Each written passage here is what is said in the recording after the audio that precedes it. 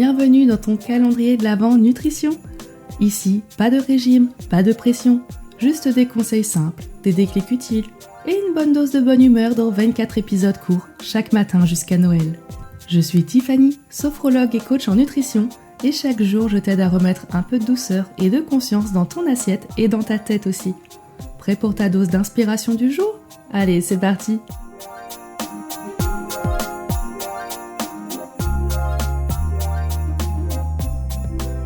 On connaît tous ce moment, la journée a été chargée, t'étais stressé au boulot ou à la maison et soudain t'as une envie irrésistible de grignoter. Mais est-ce que c'est vraiment de la faim ou c'est ton corps qui cherche juste un moyen de relâcher la tension ? Bienvenue dans ce 18e jour du calendrier de l'Avent du mieux manger. Aujourd'hui on va parler du lien entre le stress et l'alimentation pour ne plus laisser finalement les émotions diriger ton assiette ou en tout cas diriger et décider de ce que tu vas manger ou pas. Aujourd'hui, j'aimerais que tu retiennes le message suivant, c'est que comprendre le stress, c'est reprendre le contrôle sur ce que tu vas manger. Ok ? Quelques clés simples que je vais te partager, qu'on a souvent déjà évoquées, mais le fait de les redire, j'ai remarqué que de toute façon, il faut répéter pour que ça rentre dans ta petite tête. Je vais te redire d'identifier la faim émotionnelle, c'est-à-dire de différencier la faim physique, vraiment, physiquement, ta faim, il faut... et c'est une faim qui va venir progressivement, d'accord ? C'est pas pressant, c'est pas en un claquement de doigts, d'un coup t'as la dalle, non. Ça va venir progressivement, au bout de plusieurs heures sans manger, là tu vas dire, là, c'est le moment que je me nourrisse. Et au contraire, t'as une faim qui va être émotionnelle. Celle-là, souvent, elle va venir soudainement. Elle va être liée à un stress, à une fatigue, à un ennui, à un besoin compulsif de manger. Et ça, tu peux l'identifier assez facilement. Par exemple, la prochaine fois que tu as faim, est-ce que tu serais prête là à manger un brocoli cru ? Si la réponse est oui, vraiment t'as faim, vraiment faut que tu te nourrisses là, il faut cuisiner quelque chose. Si t'es pas prête, c'est peut-être juste de la gourmandise. Voilà, ça c'est très simple, très vite à savoir. Ensuite, tu vas pouvoir, une fois que tu sais si c'est effectivement lié à une émotion, décaler le réflexe alimentaire. C'est-à-dire... ne mange pas tout de suite dans l'instant, immédiatement, t'ouvres ton tiroir du bureau et tu sors un paquet de gâteaux, non. Prends juste le temps de respirer peut-être, si ça t'aide à calmer, boire un verre d'eau sinon, noter ce que tu ressens, si c'est quelque chose qui peut t'aider, tu vois, pour observer sans juger, juste qu'est-ce que je ressens là ? Vraiment, je me sens pas bien, je suis fatiguée, je sens que j'ai envie de sucre. Au contraire, c'est parce que je m'ennuie, je sais pas quoi faire, donc, et si je mangeais un petit truc pour passer le temps ? Tu notes, simplement, avec bienveillance, sans jugement. Ce que tu peux faire aussi, plutôt que de te ruer sur la nourriture, ça va être de te mettre en mouvement. Même si c'est juste de te lever du bureau et d'aller marcher un peu, de faire quelques étirements, ça peut t'aider. Tu peux boire peut-être d'abord une boisson chaude. Tu peux te faire un thé, une tisane, te prendre ce petit moment pour toi, si tu t'ennuies, plutôt que de manger, boire un truc où il n'y a pas de calories mais qui est quand même réconfortant, qui est chaud, en plus ça c'est l'hiver, ça peut faire du bien. Ça peut éviter de grignoter et ça peut combler ton, on va dire l'émotion qui en découlait, quoi.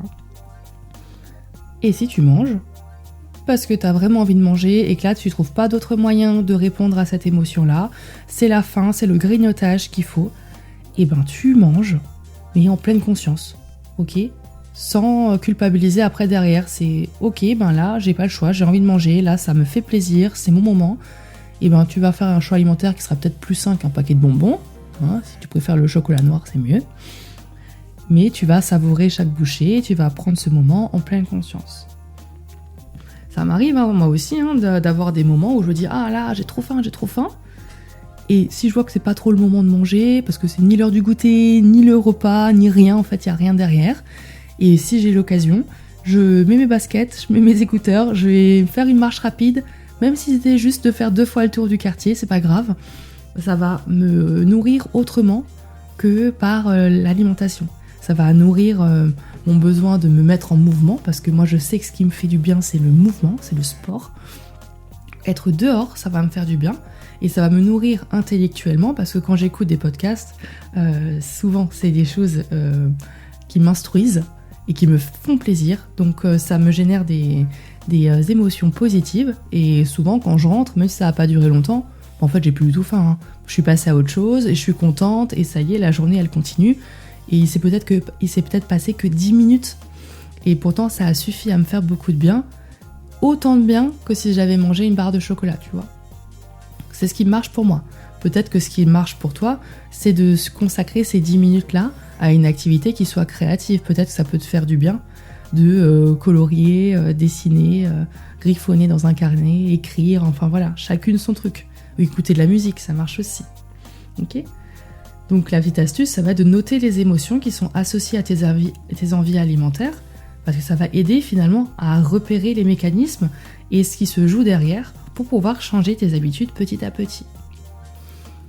Donc voilà ce que je t'invite à faire, c'est de reconnaître tes émotions, hein, et t'en occuper avec douceur et avec autre chose qu'avec la nourriture. Bien sûr, quand il n'y a pas de faim, de vraie faim, où t'as presque envie de manger un brocoli cru. On est bien d'accord, hein. Donc aujourd'hui, c'est tout ce que j'avais à te dire sur ça. Le petit défi que tu auras, donc la prochaine fois que tu ressens une envie émotionnelle, essaye de voir comment tu peux la combler autrement qu'en mangeant. Est-ce que ça fonctionne pour toi ? D'accord ? Et note ce que ça t'a fait. Peut-être que ça marche pas du premier coup, mais peut-être que ça marchera la fois suivante. Et demain, on parlera de la planification des repas, hein, pour éviter le stress, les choix impulsifs, encore sans culpabilité et tout en douceur. Et puis pour aujourd'hui, je te laisse ici. Je te dis à demain. Bye bye.